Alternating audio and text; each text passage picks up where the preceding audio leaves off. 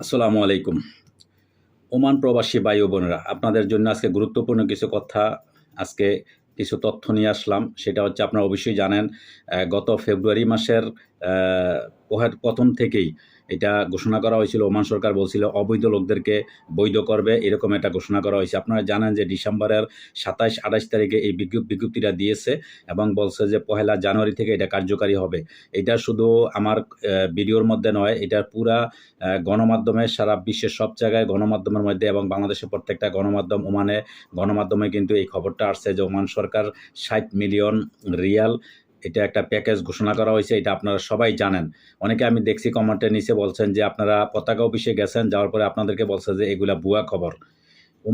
ওমানের সরকার, ওমানের প্রত্যেকটা, আপনারা জানেন যে তাদের যে মিডিয়া আছে, তাদের যে সোশ্যাল মিডিয়ার প্রত্যেকটা খবরের মধ্যে কিন্তু এটা আসছে যে ৬০ মিলিয়ন রিয়াল আপনার প্যাকেজ ঘোষণা করছে, প্রবাসীদেরকে বৈধ করার সিদ্ধান্ত নিয়েছে। এটার পরপরই আপনারা জানেন পরবর্তীতে তারা কি করছে, আরেকটা ঘোষণা দিয়েছে যে সবাইকে বৈধ করবে না। ১৭ সালের আগে যারা অবৈধ হইছে তাদেরকে তাদের জরিমানা মওকুফ করা হয়েছে এবং ১৭ পরে যারা, তাদেরকে মওকুফ করা হয় নাই।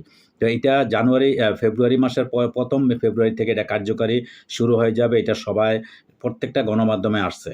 তবে আপনাদেরকে, প্রবাসী যারা আপনারা আছেন, অনেকে বিভিন্ন রকমের মন্তব্য করেন। ভাই, আপনারা জানেন যে এটা ওমানের সম্পর্কে অবশ্যই আপনারা জানেন, যারা দীর্ঘদিন ওমান প্রবাসে আছেন, বিশেষ করে মিডল ইস্টে, এগুলা হচ্ছে রাজতন্ত্র দেশ।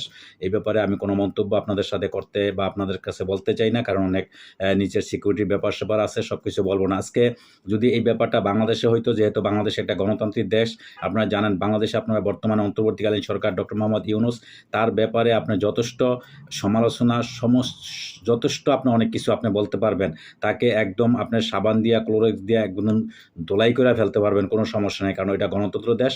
আর ওই জায়গার মধ্যে, ওই দেশে, বাংলাদেশে গণতান্ত্রিক অধিকার, আপনি ওই দেশে আপনি সমালোচনা অনেক কিছু বলতে পারবেন, যেটা আপনারা জানেন যে মিডল ইস্টে এগুলা বলা যায় না। যাই হোক, এটা আপনারা নিশ্চয়ই আমার কথার ধরনে বা সব কিছু বুঝতে পারবেন। তো অবশ্যই আপনারা বুঝে নেবেন। তো ওমান সরকার এই ধরনের বিবৃতি দিয়েছে এবং আপনারা জানেন যে গত ৪ ফেব্রুয়ারি মাসের ৪ তারিখে আমাদের বর্তমানে পররাষ্ট্র আইন উপদেষ্টা আসিফ নজরুল স্যার, তিনি সৌদি আরবে এক বৈঠকে, ওইখানে কাতার, ওমান সহ বিভিন্ন দেশের মন্ত্রীদের সাথে তিনি বৈঠক করছেন। তিনি বলছেন যে কাতার এবং ওমান মন্ত্রীদের সাথে তিনি গুরুত্বভাবে তিনি বৈঠক করছেন এবং তিনি তাদের সাথে বলছেন অবৈধ লোকদের বৈধ করা ঘোষণা, তাদের সাথে আলাপ আলোচনা করছেন এবং ওমানের মন্ত্রী আশ্বাস দিয়েছে যে সে এই দেশের যে অবৈধ লোকগুলো আছে এগুলা বৈধ করে নিবে এবং খুব দ্রুতই ভিসা চালু করবে।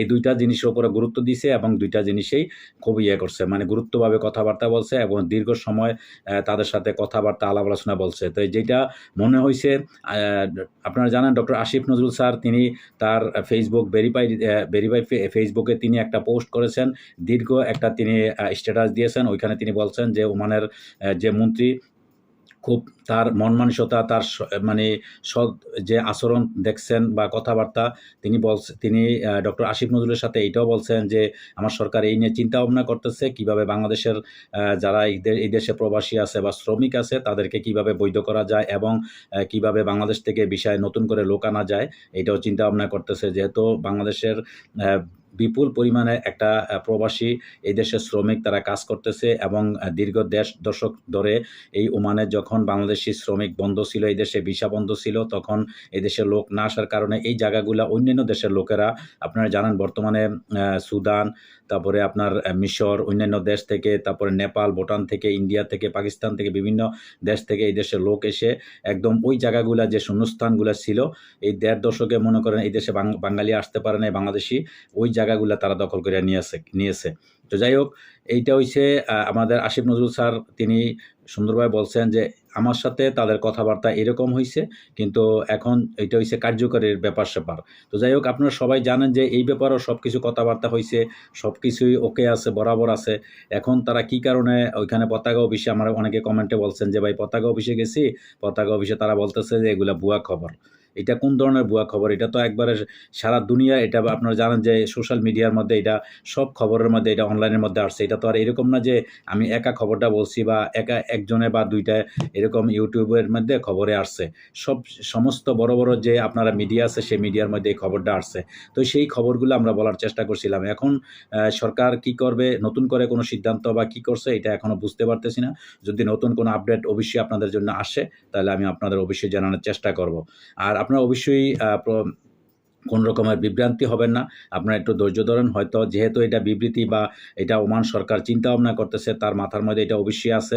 এটা নিয়ে কি করবে? এটা অবশ্যই একটা সিদ্ধান্ত আপনাদের ভালো দুঃসংবাদ বা সুসংবাদ যেকোনো একটা সংবাদ অবশ্যই আসবে। তবে সংবাদটা তারা এখন পর্যন্ত কোনো সিদ্ধান্ত নেওয়ার আগ পর্যন্ত আমরা নতুন করে কিছু বলতে পারি না। যদি খবরটা আসে, ভালো হোক আর খারাপ হোক যেকোনো খবরটা আসে এটা সব গণমাধ্যমে চলে আসবে। সবাই কিন্তু এটা সোশ্যাল মিডিয়ায় এই খবরটা সবার কাছে এটা পৌঁছে যাইব। তো যাই হোক দর্শক, আপনারা অবশ্যই চিন্তা করবেন না, অবশ্যই ধৈর্য ধারণ করেন। যারা অবৈধ প্রবাসী ওমানে আছেন বা পৃথিবীর সব দেশে এখন জানেন কুয়েত, মালয়েশিয়া সহ বিভিন্ন দেশেই কিন্তু অবৈধ প্রবাসীদেরকে ধরপাকড় করতেছে। ওমানেও কিন্তু ধরপাকড় অভিযান এখনো চলতেছে, এখনো কিন্তু অবৈধ লোক ধরতেছে। তো যাই হোক, যেটা বলার কথা ছিল যে যখন আপনার একটা দেশে অবৈধ লোক বৈধ করার ঘোষণা দিবে দীর্ঘ ৬ মাস সময়, আগামী জুলাই মাস পর্যন্ত, জুলাই ৩১ পর্যন্ত একটা ঘোষণা করছিল, এর মধ্যে বৈধ করে নিবে। তারপরে তো অবৈধ লোক ধরার কোনো যুক্তিকতা বা ধরার কথা ছিল না। কিন্তু তারপর আমরা কি দেখলাম? আমরা দেখতেছি যে অবৈধ লোক এখনো গ্রেপ্তার করতেছে, এখনো ধরতেছে অবৈধ লোক।